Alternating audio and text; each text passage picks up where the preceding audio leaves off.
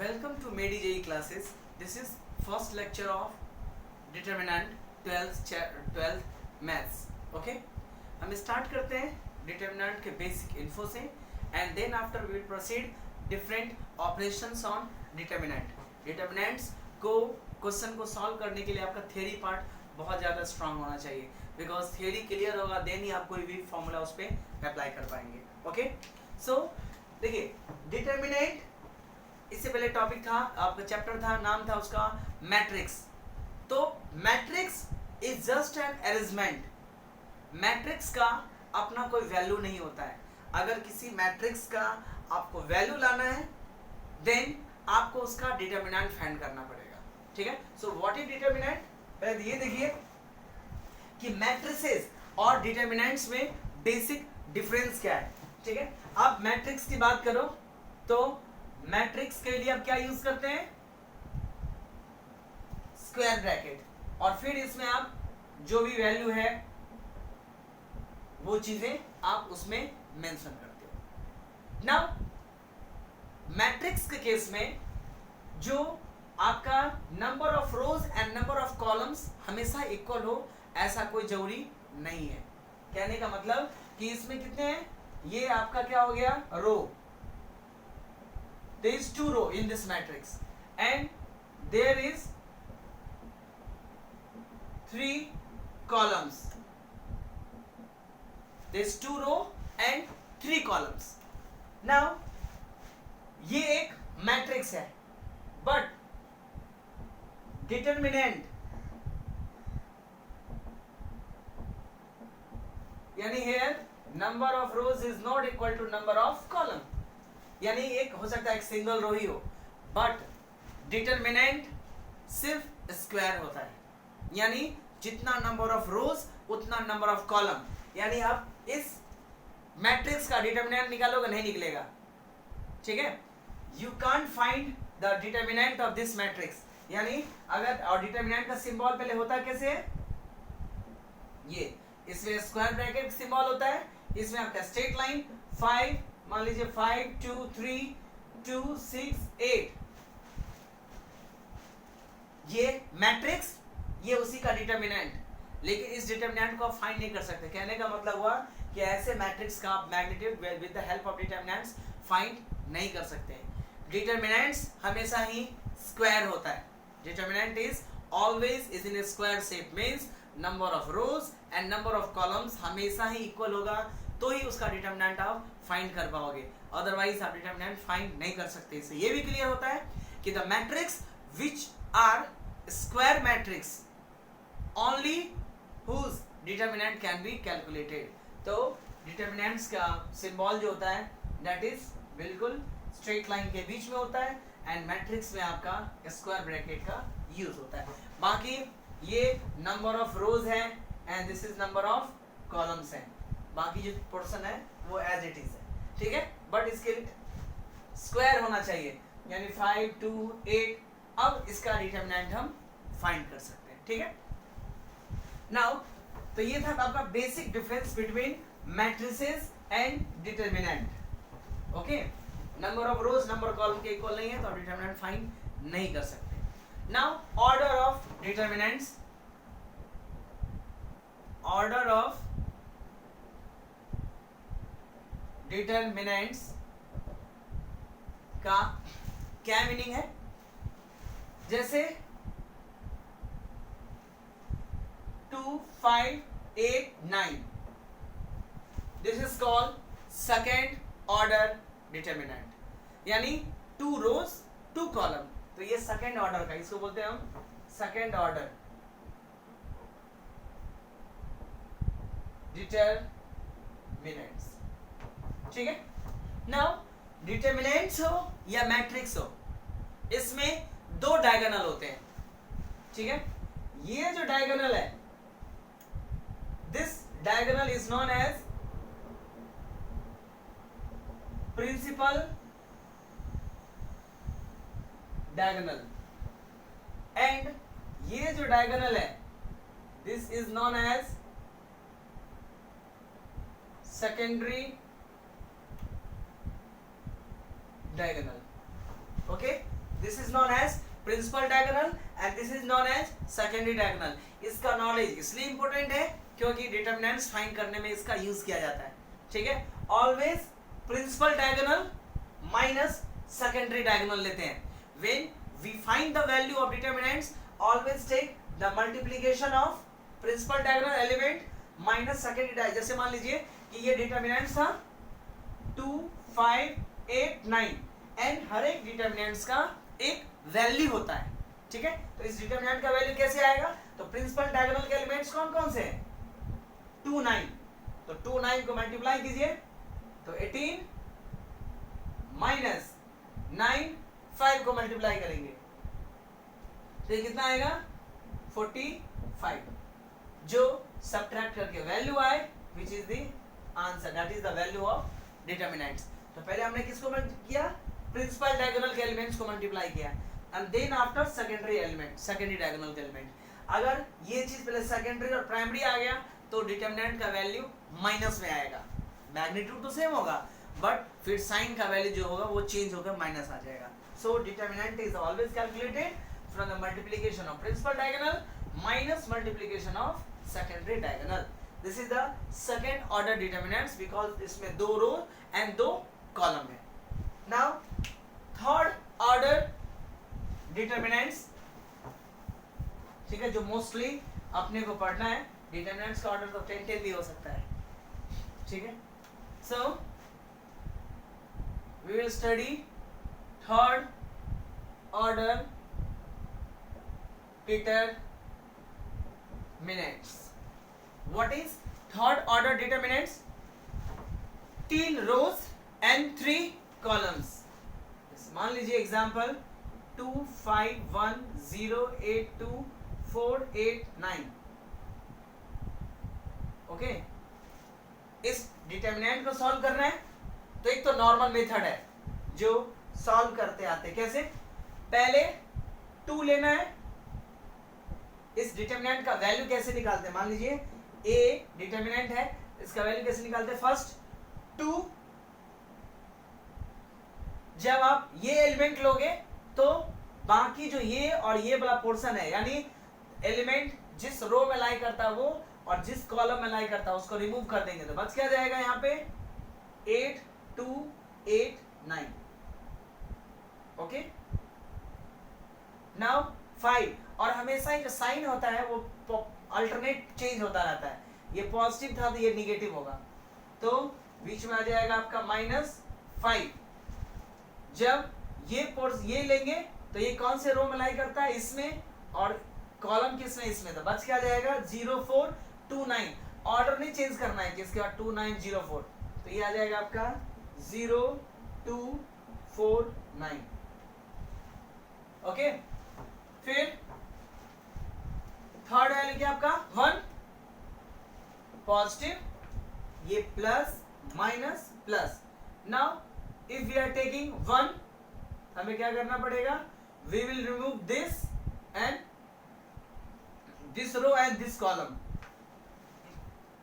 So value is 0, 8, 48।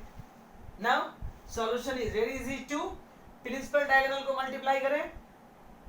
9, 8 जा 72 minus 16 -5, principal diagonal 0 -8 plus 1, principal diagonal 0 -32, so which is equal to 2, 6, 5, -5 into -8 plus 1 into -32, which is equal to 112 plus 40 minus 32, 112 plus 8, so 120. This is the value of this determinant. Okay, so third order का determinant को ऐसे solve करते हैं। If 4 order का determinants आ जाए तो कैसे solve करते हैं उसको चेक करते हैं। ये this is the third order determinants because 3 rows and 3 columns होते हैं। अप टू बोर्ड लेवल 3 के ही ऑर्डर तक आते हैं, ठीक है, rarely 4 order, but board level में 3rd लेवल तक ही आते हैं। 4th लेवल हो, 5th लेवल हो, दैट इज ऑल्सो इजी। मैं 4th ऑर्डर को भी एक्सप्लेन कर देता हूं कि 4th ऑर्डर डिटरमिनेंट्स क्या होते हैं एंड उसको सॉल्व कैसे करते हैं, ठीक है। 3rd ऑर्डर का आता है तो 4th ऑर्डर का भी आ जाएगा। 4th order determinants, order determinants की बात कीजिए तो 4 रोज एंड 4 कॉलम्स। सो स्टार्ट करते हैं यहां से। मान लीजिए ये 4 ऑर्डर का है, दैट इज 1 2 3 4 4 3 1 0 2 3 5 0 8 9 7 1। 4 और डिटरमिनेंट्स हमेशा स्क्वायर होता है, यानी 4 रोज एंड 4 कॉलम्स होंगे। सो क्या आएगा ये? नाउ इसमें भी सेम काम करने का, प्लस माइनस, ठीक है। नाउ अगर हम 1 लेते हैं, इफ वी आर टेकिंग 1 यहां पे, सो 1 कौन से रो लाई करता है? इस रो में, एंड इन दिस कॉलम, तो बस कितना जाएगा? 3 1 0 3 5 0 9 7 1, ठीक है। नेक्स्ट वन 2 क्या है? Minus, so -2।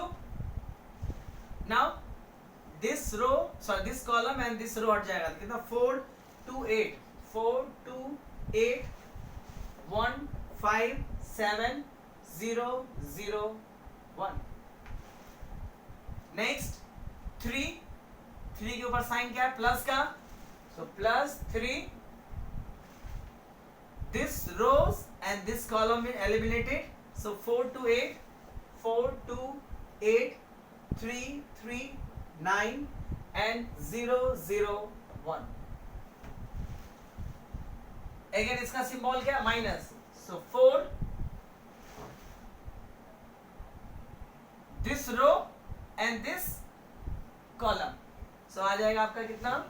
That is 4 2 8 3 3 9 1 5 7। This is the value. Now अब 3rd ऑर्डर के डिटरमिनेंट को सॉल्व करना है, तो जैसे आपने नॉर्मल सॉल्व किया, इज इक्वल टू 1 पहले से ही था। इसमें जब हम 3 लेंगे, मैं स्क्वायर ब्रैकेट आ देता हूं, व्हेन वी विल टेक 3, तो इसका मल्टीप्लिकेशन, तो 5 1 जा 5 माइनस 0, ये प्लस माइनस -1, ये रो और ये कॉलम हट जाएगा, तो 3 minus 0, if you are taking 0,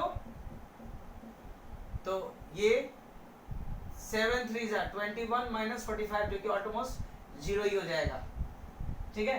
इसका सॉल्यूशन आ गया।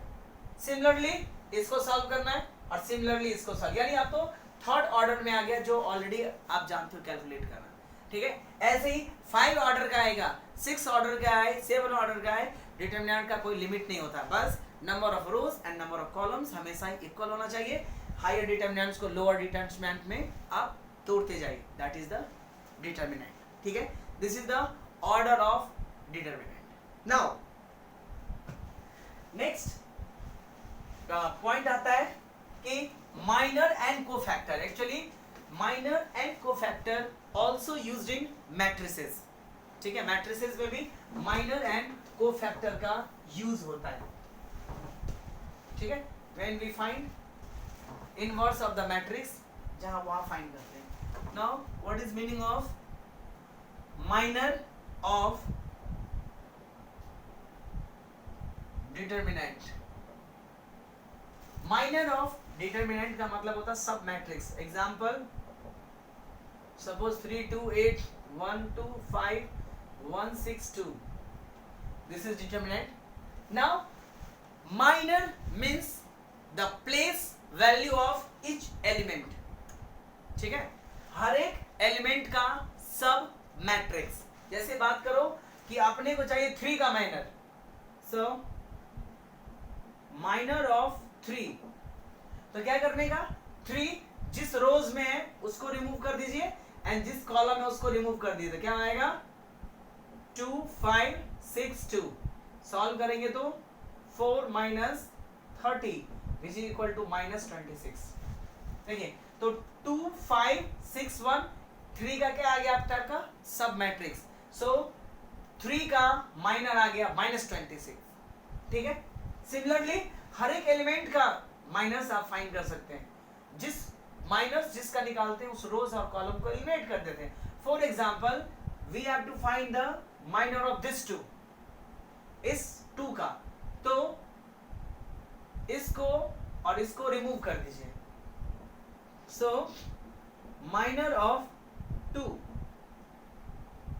यहां पे आप चूंकि ठीक है 2 ही लेते हैं, 2, तो ये रो ये गया तो बचा कितना आपका 3 1 8 2, so which is equal to, इसका डिटरमिनेंट कितना होगा 6 minus 8 which is equal to minus 2। So minor means the submatrix that is obtained by eliminating the rows or column from which that elements belong। अगर 2 इस रोज और इस column belong करता है तो उसको हटा देने का और बाकी जो वैल्यू उसका डिटरमिनेंट फाइंड करें, this is called the minors. तो हर एक एलिमेंट का माइनर्स होंगे, यानी 9 एलिमेंट्स है तो इसके 9 माइनर्स ऑब्टेन होंगे। करना सेम चीज का हमारा, अगर इसका निकालना है तो ये रो और ये कॉलम हटा दीजिए वैल्यू। इसमें कोई भी सिंबल नेगेटिव पॉजिटिव का साइन का सिंबल नहीं यूज करते। Okay, now this is the minor, ठीक है, 9 माइनर्स इसको ऑब्टेन होंगे। Now another is cofactor of determinant. ठीक है, कोफैक्टर ऑफ डिटरमिनेंट्स को आप माइनर के थ्रू ला सकते हो। ओके, फॉर एग्जांपल मैं आप ऐसे ऐसे माइनर्स निकालोगे तो माइनस का एक डिटरमिनेंट बन जाएगा। मैं डायरेक्टली डिटरमिनेंट्स ऑफ माइनर, यानी आप इसके माइनस का डिटरमिनेंट निकालोगे तो क्या आएगा, तो आप क्या कर रहे हैं, हर एक एलिमेंट का ऐसे फाइंड करना है। मैं जस्ट इसका, अब जब आ जाएगा आपको फाइंड करना तो आप एक ही स्टेप में इसका माइनस निकाल सकते हो। जैसे 3 का माइनस निकाला तो 4 माइनस 30 यानी माइनस 26, 2 का माइनर दिस वन है 2 माइनस 5 माइनस 3, 8 का 6 माइनस 2, 4 1 का 4 माइनस 48 यानी माइनस 44, 2 का 6 माइनस 8 माइनस 2, 5 का 18 माइनस 2 16, 1 का 10 माइनस 16 माइनस 6, इस 6 का ये निकालेंगे तो ये रो कॉलम गया तो 5 3 जा 15 माइनस 8 15 माइनस 8 यानी 7 एंड 2 का 6 minus 2 which is equal to 4। ठीक है, this is the determinant of minors of this value, यानी ये जो डिटरमिनेंट था उसका ये माइनर डिटरमिनेंट निकल गया। अभी तक हमने क्या किया, यहाँ पॉजिटिव है यहाँ नेगेटिव है, यहाँ से कोई सिंबल यूज नहीं किया। नाउ अब if we multiply the place sign with minors तो कोफैक्टर मैट्रिक्स निकल जाता है। ठीक है, ये डिटरमिनेंट्स ऑफ माइनर्स निकल गए यानी इसके माइनर्स निकल गया। नाउ कोफैक्टर मैट्रिक्स, तो कोफैक्टर के लिए पहले माइनर कोफैक्टर मैट्रिक्स निकालने, कोफैक्टर निकालने के लिए पहले आपको माइनर्स निकालने पड़ेंगे। ठीक है, तो माइनर्स हमने निकाल लिया है। अब साइन के साथ मल्टीप्लाई करना है, plus minus plus minus plus minus plus minus plus, means हर चाहे लेफ्ट से राइट जाओ साइन अल्टरनेट होना चाहिए, plus minus plus plus minus plus, कोई भी सेम साइन एक साथ रिपीट नहीं होना चाहिए।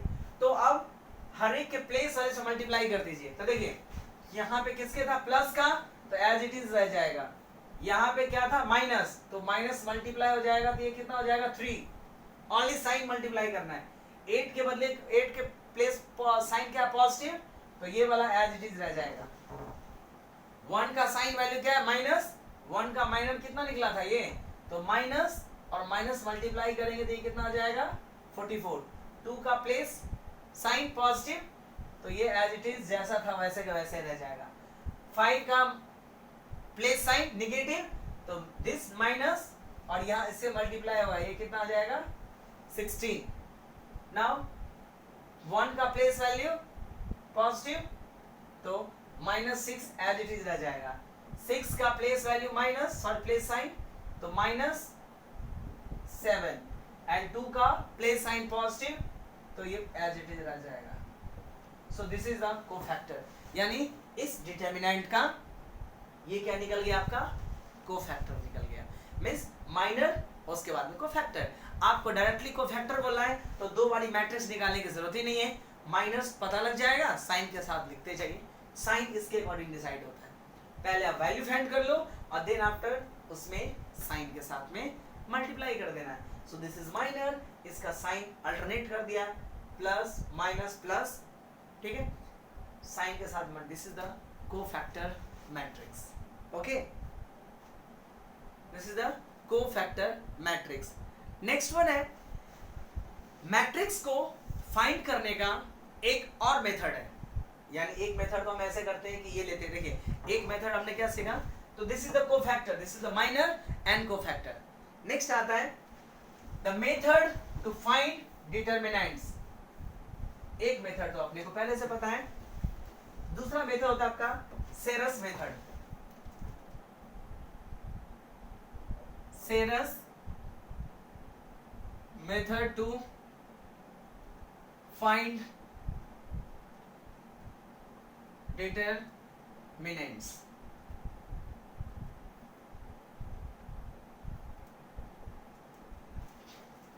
ठीक है, डिटर्मिनेंट को आप इस मेथड से भी फाइंड कर सकते हैं। कैसे?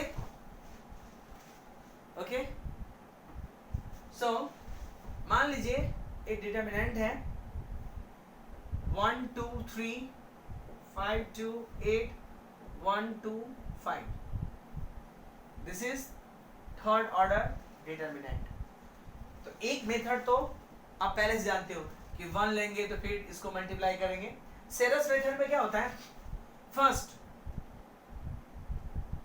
आप 1 5 1 2 2 2 3 8 5, ये डिटर्मिनेंट था ना। जितने ऑर्डर का डिटर्मिनेंट हो उसके एक कम ऑर्डर रिपीट कर दो। कहने का मतलब हुआ जैसे 1 5 1 2 2 1 2 2 2 3 8 5 था, अब इसके दो आगे रिपीट कर दीजिए, तो 1 5 1 ये आ गया और ये आ गया 2 2 2, ठीक है। जितना भी रहे उसके यानी 3 कॉलम है तो 2 कॉलम आगे पीछे का रिपीट कर देने का। Now principal diagonal, this this and this, जिसमें थर्ड ऑर्डर का है ना, तो डायगोनल में 3 एलिमेंट्स आने चाहिए, तो ये 3 एलिमेंट्स का मल्टीप्लिकेशन लेते हैं और ये प्रिंसिपल डायगोनल है। 1 2 5 का मल्टीप्लिकेशन 5 2 जा 10 प्लस 2 8 1 का मल्टीप्लिकेशन 8 2 जा 16 3 5 2 का 10 30 माइनस सेकेंडरी डायगोनल एलिमेंट्स का मल्टीप्लिकेशन। सेकेंडरी मतलब ये था आपका क्या primary and this is secondary 1 2 3, सिर्फ 3 ही ऐसे एलिमेंट जिसमें 3 3 होंगे, तो इसका मल्टीप्लिकेशन 3 2 जा 6 प्लस 1 8 2 का मल्टीप्लिकेशन 8 2 जा 16 प्लस 5 2 जा 10 10 5 जा 50, ये कितना हो जाएगा आपका, ऐड करेंगे तो 40 और this is 56 minus this one 66 and 6 72 so value is what 42 यानी -60. This is the value of this determinant. This is called Sarrus method. ठीक है, यानी डिटर्मिनेंट को आइदर उससे फाइंड करो या सिर्फ क्या करो, दो रिपीट कर दीजिए एंड उससे फाइंड करो. अब इस मेथड से आप बोलोगे कि ये तीन मेथड में तो आसान है. 4, 5, 6 ऑर्डर के जब आते हैं determinants, that determinants is very long. In that condition इसका यूज बहुत इजी होता है. But you can use this method to find the determinant. This is called the Sarrus method. ठीक है, आप नॉर्मल मेथड से भी फाइंड करोगे, value will be same. Okay, now कुछ प्रॉपर्टीज है, एक पढ़ेंगे हम. एक और चीज जो को फैक्टर माइनर पर डिपेंड करता है कि एक प्रॉपर्टी डिटर्मिनेंट का, suppose A is determinant 1 2 3 5 2 1 2 6 1. This is determinant. Now इसका कोफैक्टर मैट्रिक्स निकाला. लेट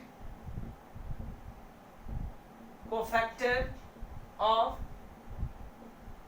मैट्रिक्स A जो आया, that is cofactor of A, जिसको मान लेते B. तो A का हर एक एलिमेंट का कोफैक्टर निकलेगा. एज्यूम कर लेते हैं, अभी अपने को नहीं पता है कि क्या आएगा. ठीक है, बट एज्यूम कर लेते हैं x प्लस x, या ऐसे मान सकते हैं हम a1 a2 a3 b1 b2 b3, या एक मैं इसको एग्जांपल के साथ भी आपको एक्सप्लेन कर देता हूं, and c1 c2 c3. so the properties is that कि when we multiply a and b, यानी a और b को मल्टीप्लाई करूं तो ये आएगा 1 2 3 5 2 1 and 2 6 1 by a1 a2 a3 b1 b2 b3 c1 c2 c3. if we multiply the corresponding element, यानी n add करें, 1 को a1 से मल्टीप्लाई करूं, 2 को a2 से मल्टीप्लाई करूं एंड 3 को a3 से मल्टीप्लाई करूं, देन वैल्यू विल बी 0. ठीक है, मीन्स अकॉर्डिंग टू प्रॉपर्टी क्या कहता है, किसी मैट्रिक्स के कोफैक्टर मैट्रिक्स के corresponding एलिमेंट से मल्टीप्लाई करो, देन सम विल बी 0. जैसे 1 a1 तो a1 plus 2 a2 plus 3 a3, इसका वैल्यू कितना आएगा 0. करस्पॉन्डिंग एलिमेंट वो मैट्रिक्स की तरह नहीं कि इसके रो का पहले इसका फिर इसका, ऐसा नहीं. करस्पॉन्डिंग एलिमेंट फर्स्ट रो का फर्स्ट एलिमेंट, फर्स्ट रो का फर्स्ट एलिमेंट से. Let 5b1 plus 2b2 plus b3, इसका वैल्यू कितना आएगा 0. मींस किसी मैट्रिक्स और उसके कोफैक्टर मैट्रिक्स के करस्पॉन्डिंग एलिमेंट को मल्टीप्लाई करते हैं, देन द मल्टीप्लिकेशन का जो सम होता है that value is equal to 0. This is one type of theorem. ठीक है, now we will discuss about some important symbols जो डिटर्मिनेंट को सॉल्व करने टाइम में यूज किया जाता है. ठीक है, and then after the important properties of that determinants. ठीक है, now symbols used in determinant. Okay, if you want to try, then एक मैट्रिक्स लो, उसके कोफैक्टर मैट्रिक्स निकालिए and then after corresponding element को मल्टीप्लाई करके सम करो, एग्जैक्टली वैल्यू 0 आएगा. अगर नहीं आ रहा इट मींस दैट कि आपका कोफैक्टर मैट्रिक्स रॉन्ग है. ठीक है, इसका एमसीक्यू पोर्शन में बहुत अच्छे से यूज होता है कि सपोज कि एक मैट्रिक्स दिया है एंड क्वेश्चन में आ गया कि which of the following option given is cofactor. तो रैदर देन आप कोफैक्टर फाइंड करो, जो ऑप्शन में करस्पॉन्डिंग एलिमेंट दिया उससे मल्टीप्लाई करके सम कर दो, अगर 0 आ रहा है तो वो कोफैक्टर होगा। मतलब हुआ this method will help you to solve the MCQ type questions. Okay, now important symbols used in determinant.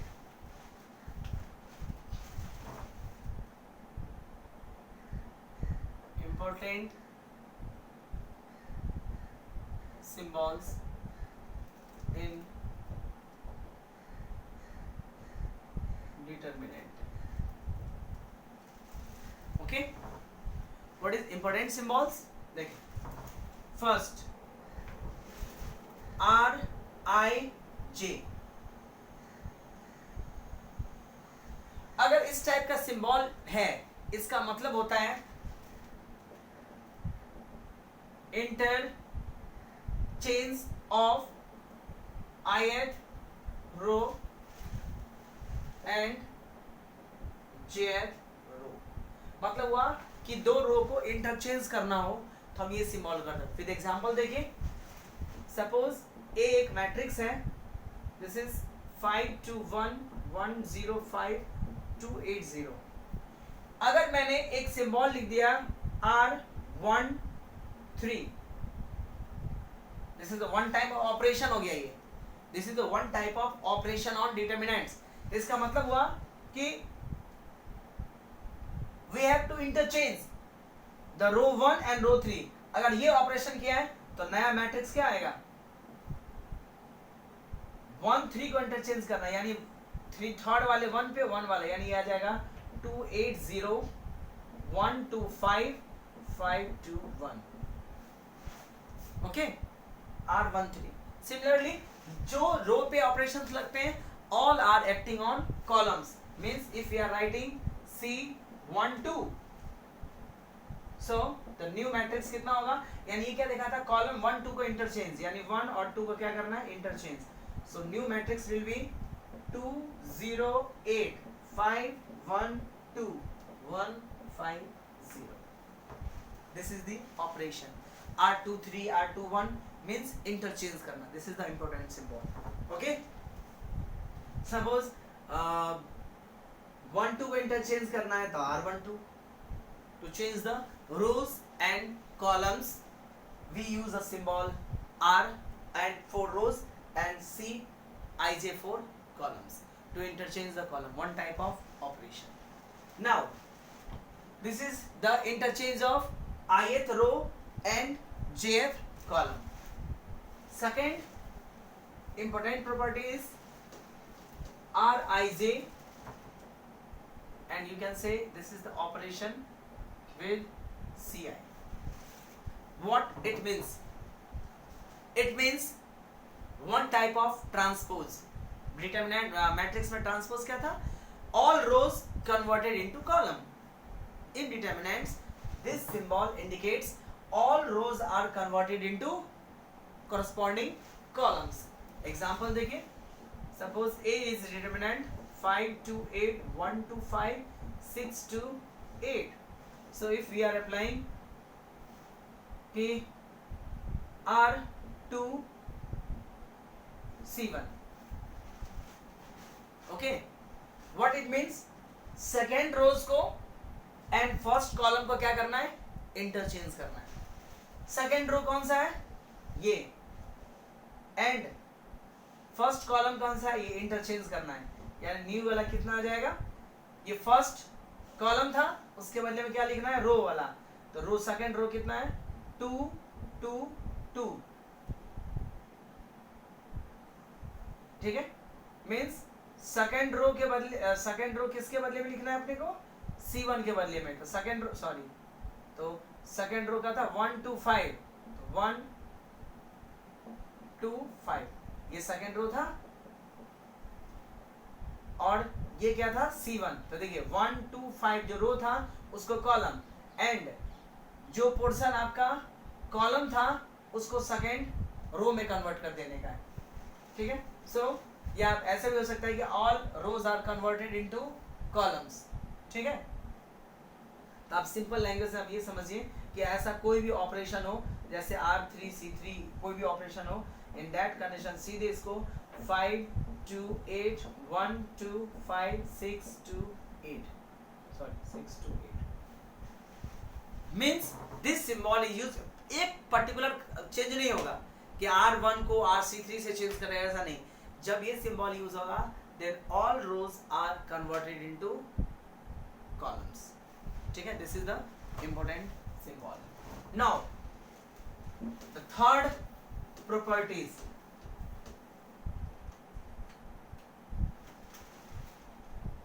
Means RIK, where इसका मतलब हुआ R किसको इंडिकेट करता है, रोज को, and K is a non zero number. इसका मतलब है ith row is multiply by, यानी इसका मतलब होता है each element of ith row is multiplied by non zero number K। ठीक है, example, our determinants is given 1 2 5 2 9 1 1 0 5। ठीक है, एंड ऑपरेशन लगाया मैंने R2 5, इसका मतलब वहाँ रो 2 को 5 से मल्टीप्लाई करना है, तो मैट्रिक्स विल बी 1 2 5। रो 2 कौन सा था, दिस, 5 से मल्टीप्लाई किया तो 5 2 जा 10 90 10 105, दिस इज द रिजल्ट। ठीक है, कोई भी ऑपरेशन परफॉर्म करते हैं तो पहले उसका इंडिकेट किया जाता है कि एग्जामिनर्स को कैसे पता लगेगा आपने ऑपरेशन कौन सा किया, किसके साथ क्या मल्टीप्लाई किया। तो in that condition you will have to use this important R2 5 means rows 5 के सारे एलिमेंट्स को ही मल्टीप्लाई करना है। अगर डायरेक्टली पूरे डिटरमिनेंट्स को मल्टीप्लाई करना होता तो हम इसमें मल्टीप्लाई कर देते हैं। पर्टिकुलर कॉलम में करना है C12, suppose this is C1, तो मुझे ऑपरेशन परफॉर्म करना है C12, इसका मतलब C1 में 2 से मल्टीप्लाई करना है, so new 2 4 2 and remaining will be same. Okay, particular rows और पर्टिकुलर कॉलम्स को मल्टीप्लाई करने के लिए इस सिंबल का यूज करते हैं। ठीक है, नेक्स्ट सिंबल इज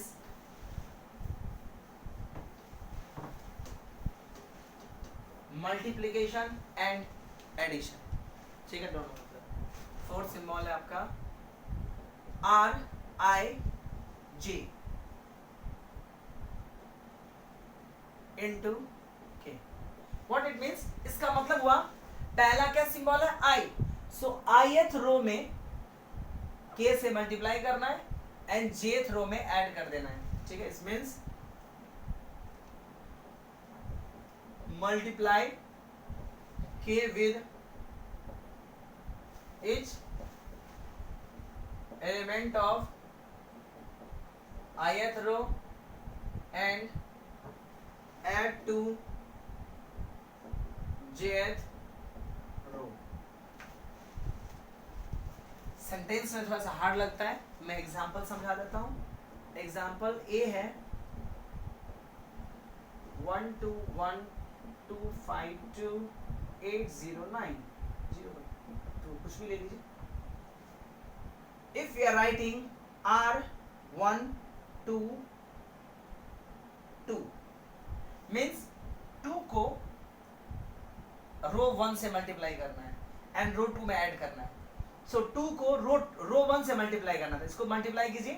तो मैं आपको एक एक चीज दिखा देता हूँ।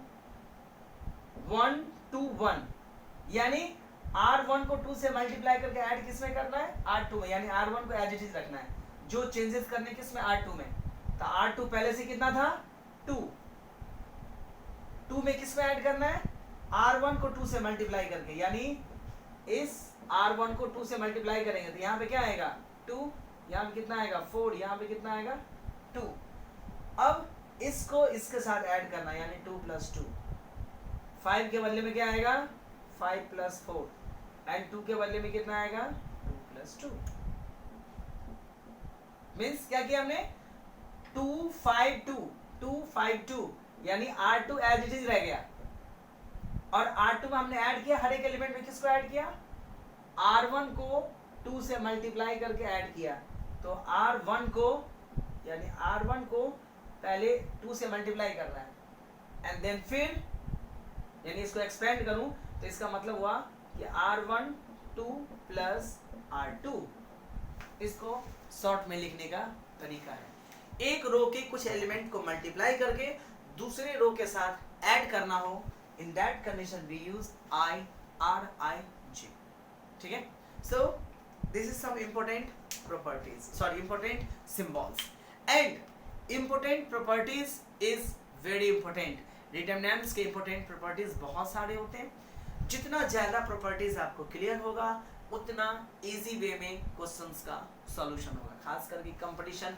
If you are not able to recognize the properties of determinant, in that condition you won't be able to solve the questions that come in competition. and अगर प्रॉपर्टीज आपको क्लियर है देन इसी प्रॉपर्टीज को manipulate करके questions आते हैं, चाहे वो आपका एनसीईआरटी का हो चाहे आपका कंपटीशन का हो। कंपटीशन में खास करके शॉर्टकट्स का यूज किया जाता है, ठीक है। तो पहले डिटरमिनेंट्स को पूरा थ्योरी पढ़ेंगे, ठीक है, और एक एक एग्जांपल के साथ, सो डैट कि कभी भी आए तो थ्योरी का हम अप्लाई कर सकें।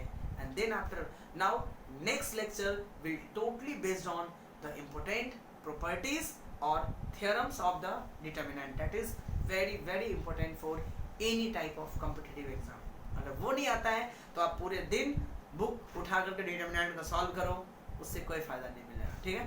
That will continue in next lecture, that is second lecture.